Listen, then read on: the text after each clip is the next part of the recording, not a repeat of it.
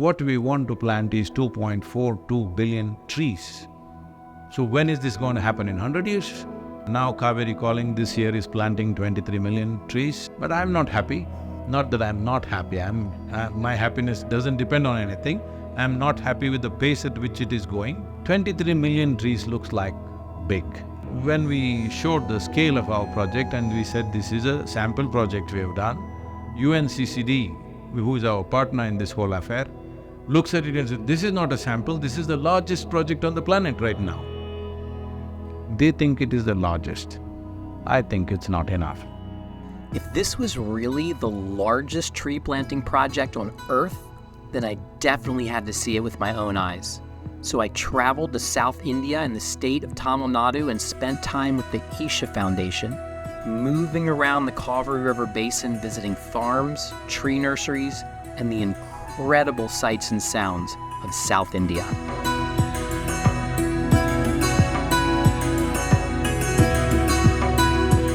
In total, the project in its life has distributed 84 million saplings to farmers. I'm honestly astounded by the scale of this, and actually coming and seeing these nurseries and going and seeing these farms and talking to field agents, and you start to get the numbers. As we've seen in some of these farms, some of those trees planted since this project begun have already grown up and been harvested, and then the next generation of trees has been planted. With the focus on forestry trees, it's creating an economic livelihood that is planting, harvesting, planting trees, but with a net gain of tree cover over time. Cauvery Basin is about 83,000 square kilometers. I grew up around Cauvery. Every day, for almost 4 years, every day I swam in Cauvery River. Now Cauvery is drying up 175 kilometers inland in summers, up to 4 to 4.5 months. It's drying up. People don't understand what it means. What it means for that river to go dry, what it means to people's lives, what it means to every other life. I grew up in the banks of river Cauvery, and every weekend we used to play cricket near the river, and the current is so strong. Nobody dares to cross the river. We have never seen the riverbed. And by the time I was in college, 2 months of the year I was able to see the riverbed. By the time I got married, I was able to see 5 to 6 months of the year. Today, 10-year-olds are walking across the river and they're playing cricket in the riverbed. So that is the kind of reduction in the flow of water in these river systems. The Cauvery runs for approximately 800 kilometers from its origin until it reaches the ocean. In this 800 kilometers, there are hundreds of tributaries which feed into the main river Cauvery. It is only because of the hundreds and thousands of tributaries and streams. Only if they are kept alive and intact, the Cauvery will flow. We want to bring back green cover in the catchment areas of all these river systems, where once the rainfall comes, the rainfall is able to be absorbed by the soil through the tree root systems, and it recharges the aquifers, and the aquifers feed the river systems throughout the year. So this is a kind of a cycle which got broken. This kind of system has been maintained by our ancestors for more than 6,000 years of agriculture, and now in a span of 30 to 40 years, we have brought this down where the Cauvery is flowing only 40% of what it used to flow 100 years back. We were wrongly informed that trees are going to take up all the fertilizers from the soil, and farmers will not get the kind of commercial yield that they are supposed to get. Now what we are trying to do is what our grandfathers and forefathers had done already in the past. We are not trying to bring any new concept here. If you have enough vegetation in the land, naturally there will be better soil moisture retention, and because of that there will be rivers flowing throughout the year. And so when we are talking about reviving the basin, this is an infrared image of that area, and what it shows is the browns indicate, of course, the areas with less vegetation, and the blues are the water, and the greens are where there is vegetation, right? Yeah. And clearly what you're seeing is these brown areas. Can we take that area and target it? Can we take that particular area and turn it green? Right. And take these subsections of this huge area and just make it a mission to turn those green, right? So that when we come back here, maybe in a few years' time, this area also looks super green. This area also looks super green, right? Right. Is that doable? I feel optimistic. Yes, it is. Function ஏதோ ஒன்றுனா நம்ம தாம்பூலம் அந்த மாதிரி தான் கொடுப்போம். ஸ்கூல்லையுமே அப்படி தான். பட் இப்போ எதாக இருந்தாலும் சரி ஷாப்பிங் தான் பர்ச்சேஸ் பண்ணிட்டு போய் அதை தான் கிஃப்டாக கொடுக்குறாங்க. ஸ்கூலாக இருந்தாலும் சரி, வேறு என்ன இன்ஸ்டியூஷனாக இருந்தாலும் சரி, இல்லை ஒரு ஃபங்க்ஷன், வெட்டிங் ஃபங்க்ஷன், இல்லை ஒரு வளகாப்பு, இல்லை வீடு புண்ணியாசனம், எதாக இருந்தாலும் சரி அவங்க ஷாப்பிங்ஸ் தான். So people come, and now a tradition has started where it is customary for when you have a wedding or a public function to buy many trees, and everybody goes home with a tree and they plant it in celebration of that wedding. So she's saying that someone will come in here and buy 1,000 to 1,500 trees for a big Indian wedding, and everybody goes home with those trees and distributes them around. So it's a really interesting strategy because we see a lot of governments around the world, and they're doing these very large-scale tree plantings, by the government, on government land. This is a very different model. This is distribution directly to the farmers and creating the system to enable farmers to be able to get good trees at a good price and raise their incomes. The economic incentive is how the Cauvery Calling project has enabled 183,000 farmers to adopt tree-based agriculture thus far, because within 5 to 7 years, they could see their incomes triple or go up much higher even. So we're here about 30 kilometers from the Cauvery River with Chinnaswamy. He's the farmer here of this 10-acre plot.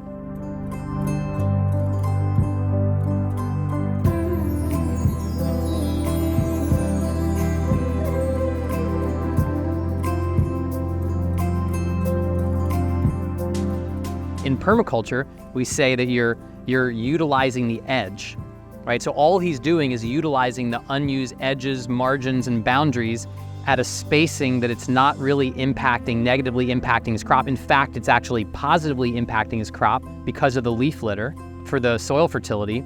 How many different species do you have, you said, of timber trees? Magakani, teak, African magakani, this all name. Primarily, you grow turmeric and bananas are your cash crop.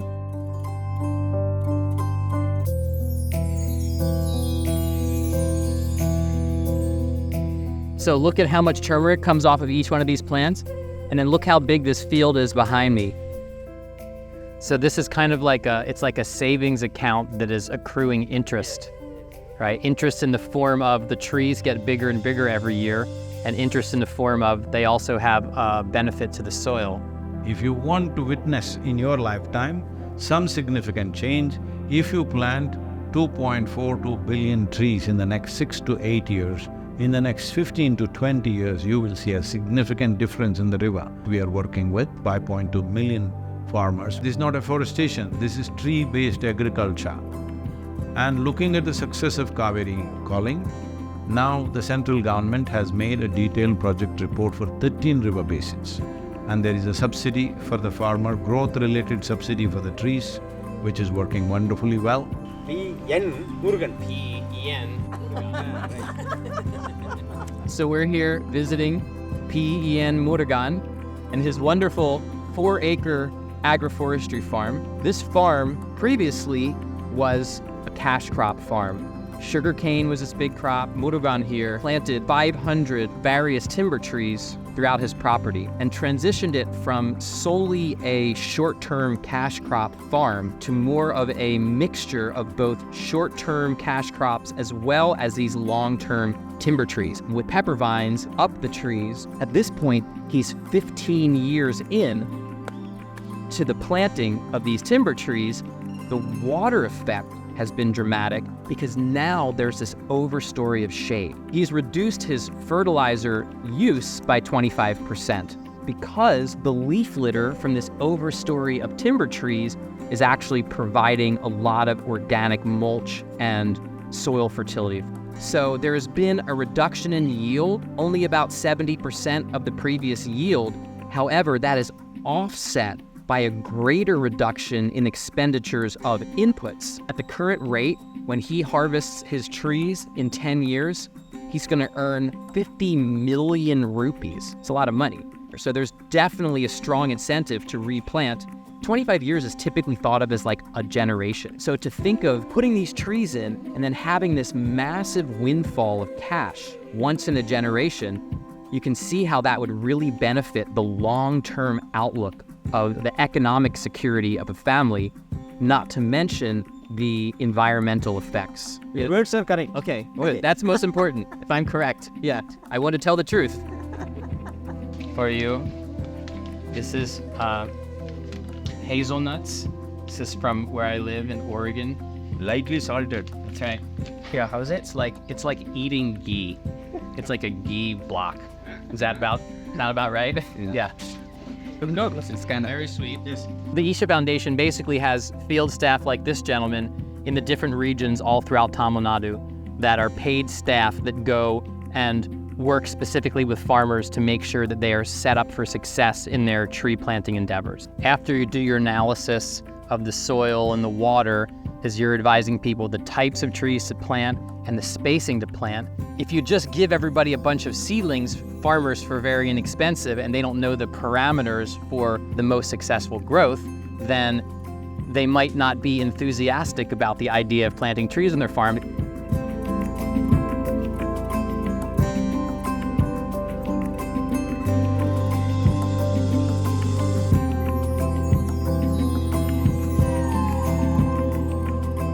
Why 33%? Because they have made some studies and they've told that unless 1/3 of the land is under permanent tree cover, the normal agroclimatic conditions will not be sustained over a period of time. When I say normal agroclimatic conditions, the regular monsoons, it will fall short. The normal temperature and humidity that is needed for rest of the agriculture crops to thrive, that becomes affected. The frequency of flood and drought becomes higher and higher.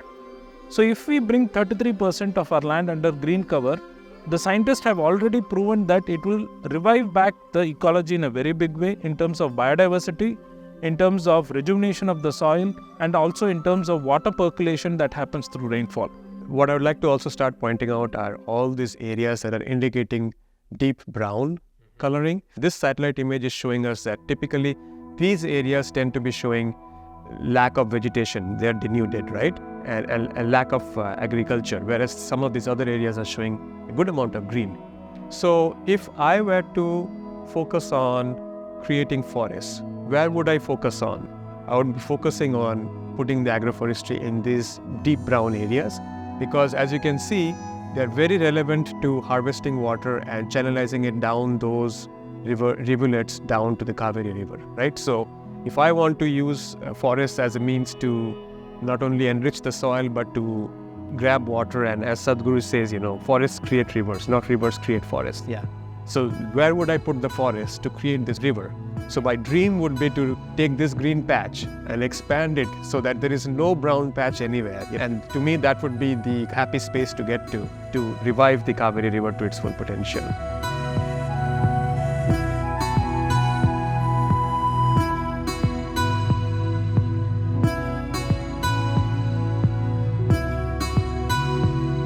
In 2016 and 2017, there was a severe drought here in the state of Tamil Nadu. Now, the surrounding coconut farms, the coconut trees began to wither and the tops began to die and fall off. Yet this farm actually was able to weather the drought with very little damage to any of the trees here. They brought farmers from all the surrounding area to actually look at this farm because all of this vegetation keeping the sunlight from hitting the ground here created this really extreme shade and moisture retention conditions here. And then in 2018, just after the drought, there was a massive flood year here in Tamil Nadu. And other farms all around were flooding and eroding, but this farm, with its diversity of trees, with their deep roots, actually was able to absorb that rainwater and avoided the worst effects of the flood. So not only did they weather the drought, but they then weathered the flood. All of this because of this extreme density and multi-storied vegetation in this coconut agroforestry system. Top layer is the coconuts, then we get down to various timber trees, including mahogany and teak. Then we go down to this layer of bananas, nutmegs, and finally pepper vines, turmeric, and sweet potatoes and other species on the ground, with many different fruit trees mixed in as well. This farm that was supported and directed by the Isha Foundation has become a model for agroforestry and diversity on coconut production farms here. It's going very well, but it's going slow. That means one generation will have to suffer seriously before we turn around. I don't think that is an intelligent way to do things. Preempting problems is the way of the human being, not recovering from problems. Unfortunately, we are going at recovery pace, not at preempting pace. We want to raise the pace. It needs support from everywhere. There's 25 distribution points like this one that we see here, and there are 4 production nurseries within the state of Tamil Nadu. Now, a nursery like this, that is about 1.5 acres here, in a month is distributing about 40,000 saplings. What is the cost to a farmer of one of these saplings? 3 rupees. Now, these aren't just any regular saplings.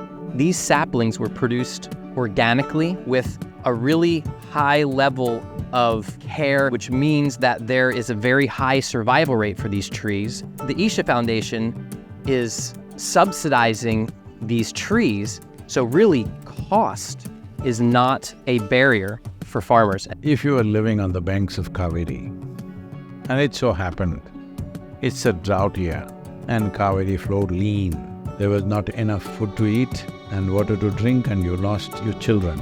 Next year when Cauvery comes, will you worship her or no? The people were sensitive enough to see that this river makes their life. So they looked up to the river as goddess.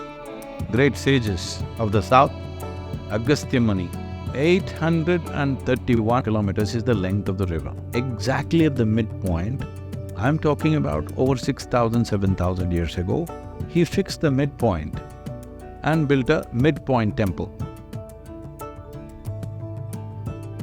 So we are here at the Natraytrishwara temple. This temple is actually built on an island in the center of the Cauvery River. And when Sage Augastya did that, called it the navel of the Cauvery River.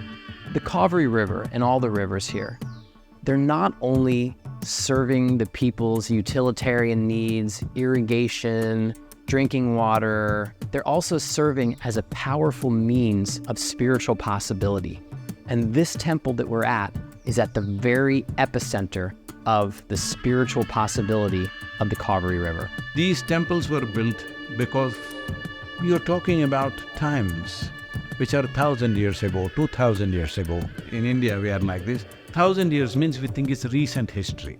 So these things were built because the sages clearly understood without emotional involvement of people, nothing can be protected for long term. Only things that you're strongly emotionally connected to, you will take care of for the rest of your life, isn't it? All other things, today you may care for it, tomorrow you'll dump it. Only where you're deeply connected emotionally, that's what stays with you for life. So they invested in this, people's emotion, being strong about it. See, when you say Cauvery, it's a woman's name. There are thousands and thousands of women in India whose name is Cauvery. When I did Cauvery Calling movement, I told everybody wherever I went, this year, in this village, if you have a girl child, she must be called Cauvery. Because you need some emotion to protect something. Human beings protect whatever they're emotional about. They don't protect those things that they don't care about, isn't it? So, if you want to give it a form, yes, it's a goddess. I have no problem. I have no problem about that. But that is not the nature of my mind.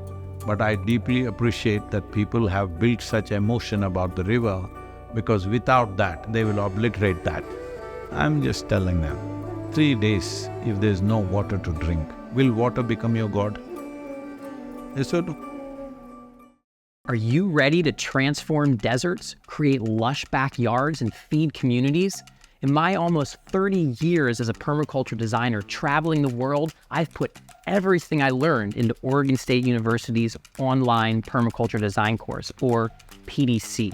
The PDC and PDC Pro are the ultimate ways to begin mastering permaculture. Me and my team guide you through over 20 assignments with more than 100 hours of top quality video lectures and resources, all focused on developing your own property or project throughout the course. You'll get personalized feedback from a dedicated instructor in a small group setting. People are always asking me, how can I be part of the solution? This is your starting point. Check the link below for upcoming courses and join us in creating a better world for everyone. See you in class.